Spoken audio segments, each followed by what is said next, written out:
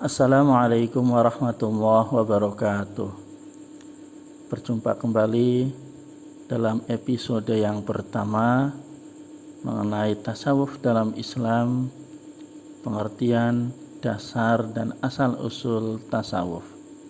Mari kita pahami bersama-sama.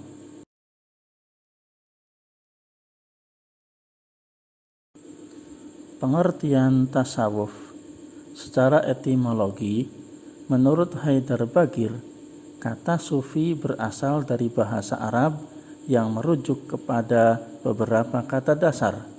Di antaranya adalah sof, barisan dalam sholat, suf, bahan wol atau bulu domba kasar, ahlus sufah, zahid atau abid yang tak punya rumah dan tinggal di serambi Masjid Nabi, Bani Sufah, suku Badui yang hidup sederhana, dan yang paling tepat adalah suf, bulu domba. Secara terminologi, menurut Imam Junaid al-Baghdadi, yaitu mengambil setiap sifat mulia dan meninggalkan setiap sifat rendah.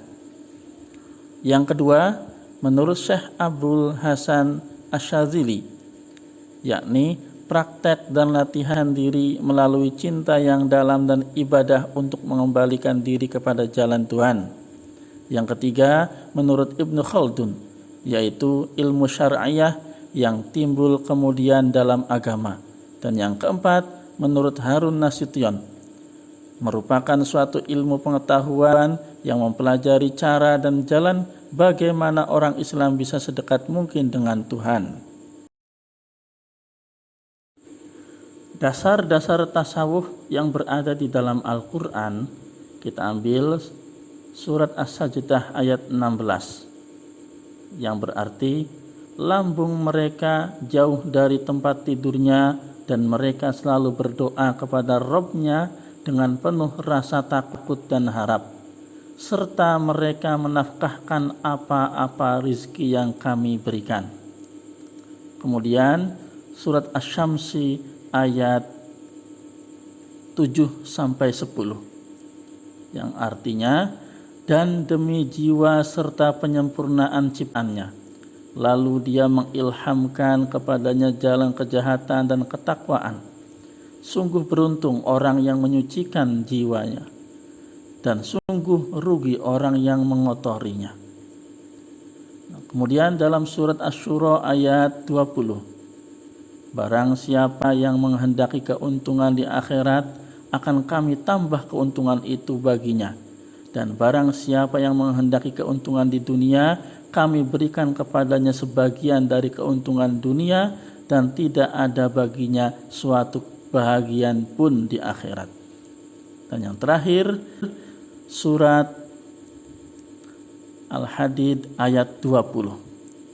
Ketahuilah, sesungguhnya kehidupan dunia itu hanyalah permainan dan sendau gurau, perhiasan dan saling berbangga di antara kamu, serta berlomba dalam kekayaan dan anak keturunan, seperti hujan yang tanam-tanamannya mengagumkan para petani. Kemudian tanaman itu menjadi kering dan kamu lihat warnanya kuning, kemudian menjadi hancur. Dan di akhirat nanti ada azab yang keras dan ampunan dari Allah serta keridhoannya. Dan kehidupan dunia tidak lain hanyalah kesenangan yang palsu.